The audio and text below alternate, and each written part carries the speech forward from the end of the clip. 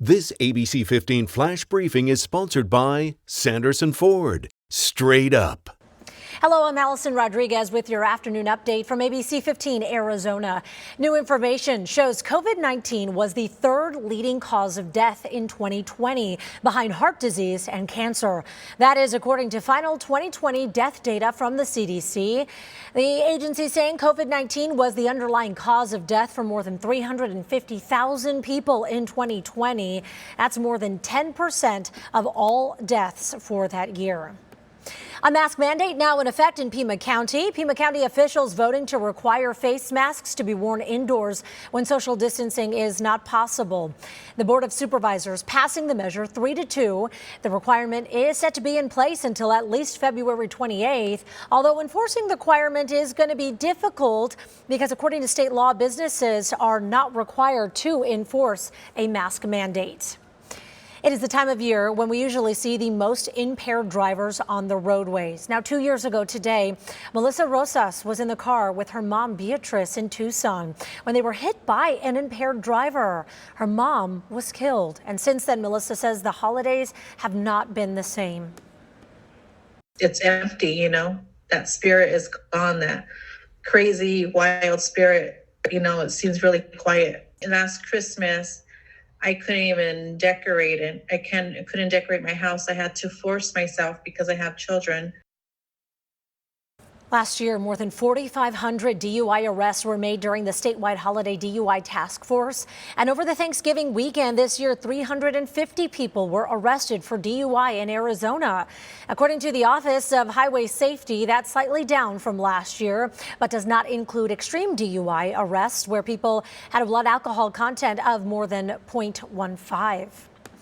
Tempe moving forward with transitioning an old grocery store into a mixed-use development with affordable housing.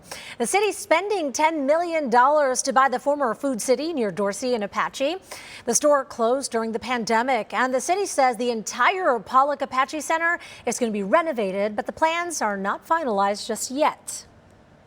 We'll have to come out and walk the site and frankly do some mock-ups and figure out what actually makes sense in terms of the right housing mix here and in terms of how many units you could actually fit on this site. We'll obviously as well be getting input from the neighborhoods and members of the public about what they would like to see. No timeline or final costs have the project for the costs have been announced, but the city was already planning to add 375 affordable housing units to the area, and this will be in addition to those. Glendale firefighters going beyond the call of service, providing a little bit of hope ahead of Christmas. Firefighters reuniting with the Rascone family just hours after fighting a devastating fire at their home off of 63rd Avenue in Maryland. Asia Rascone finding out from her father-in-law, who managed to escape. She later came home with her 3 children to a total loss. First responders on scene feeling their pain. When Asia walked up with her daughter on her hip, I was looking at them, they were both crying, and she said to me, "My toys burned up in the fire." It was just immediate. I was like, I have to do something. You know, it's just a different level of respect now. Just to see, you know, what they actually do besides stopping fires and stuff like that, how much they do give back. It does mean a lot. Firefighters working hard with the rest of the department to surprise the family with essential items, monetary donations, and of course, lots of toys to cheer up the children this holiday season. And if you would like to help out, the information is on our website. That's ABC15.com. Well, there are only a couple of days left to get your holiday grocery shopping done. Most stores are going to be closed Christmas Day, but there are some exceptions. H Mart and El Rancho Market will be open, along with some CVS and Walgreens stores. All stores are going to be open Christmas Eve with reduced hours, so just a heads up there. To see a full list of store hours, you can head to ABC15.com.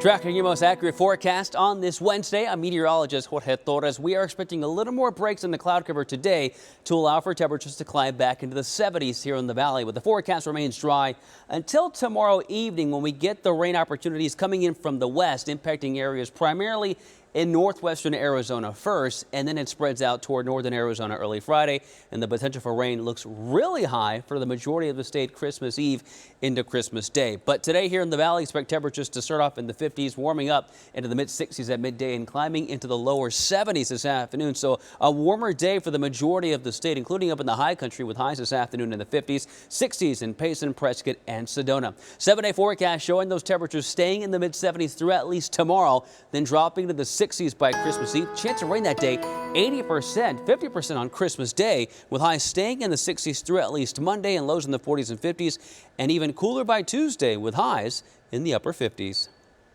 Another update tonight, but until then, you can get the latest news, weather, and traffic at ABC15.com or by downloading that free ABC15 mobile app. This ABC 15 Flash Briefing is sponsored by Sanderson Ford. Straight up.